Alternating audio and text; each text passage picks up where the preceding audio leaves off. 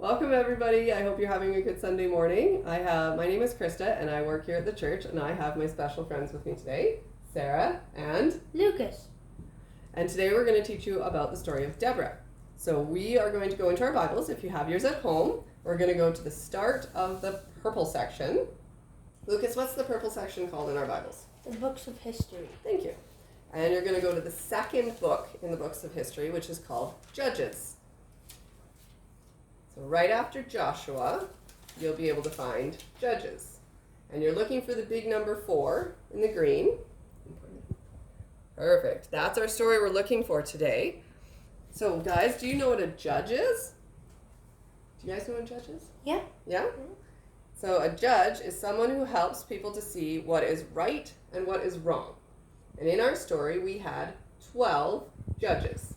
We had 11 men and 1 woman. And this week, we're going to learn about our 1 woman. Her name was Deborah. So Deborah must have been an amazing woman, because to be the only woman in a group that's mostly men, or all other men, you would have had to have been pretty special. And it would have been a difficult job. But for Deborah, it wasn't too bad because she faithfully listened to God. She sat under a palm tree. She sat under a palm tree, and people would bring their problems to her, and she would help them with tough decisions. She depended on God to give her what was right and what was wrong, when to stop and when to go.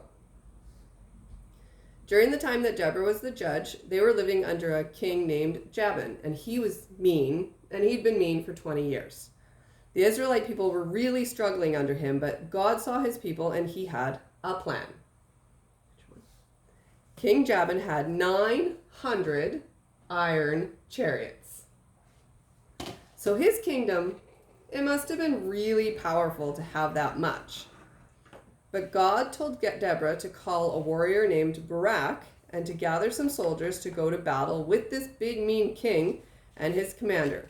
She sent for Barak and told him some incredibly good news. God had chosen him to be the commander of his army, and he was going to show his power and his protection for the people by defeating the mighty chariot army.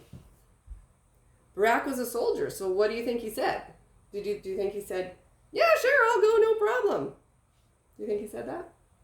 No. No.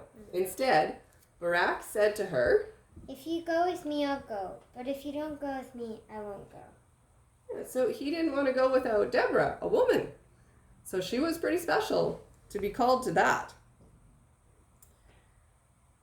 All right, so Deborah said yes, she would go with him. Picture 3. They made a strategy, and they gathered lots of people to go with them, including Moses' brother-in-law, and they went and they won the war.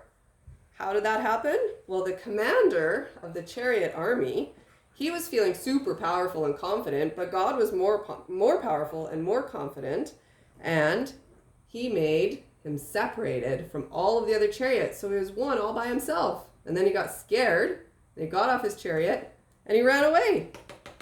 Picture 4. And then, because all the other drivers didn't know what happened to their commander, they all started to run away too. And then a mighty river came, and it swept all the chariots away.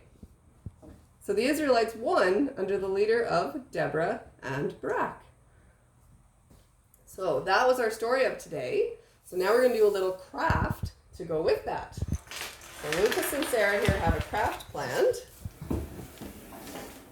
So this is part of what the judges were saying about stopping for the bad things and going for the good things that God says.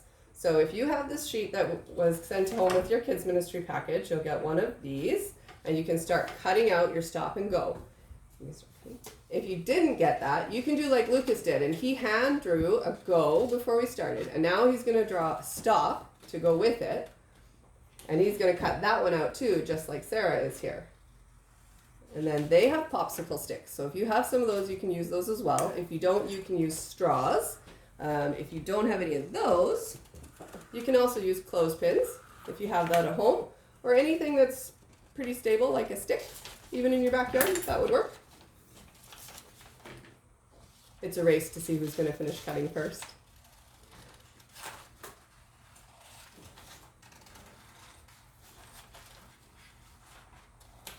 Excellent. So it looks like Sarah beat Lucas by just a little bit, but he did have to draw his whole go stop sign.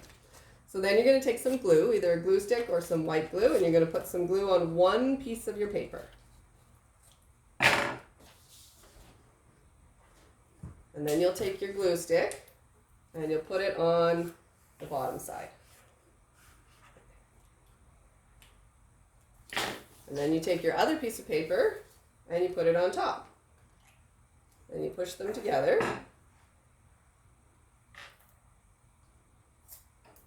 And then you have a reversible stop and go. So you can be a judge like Deborah, and when someone says a God's word, you say go. And if someone tells you to do something that God doesn't say, you say stop. Thanks for joining us today. We hope you have a great Sunday and that you enjoy listening to our speaker today. Bye.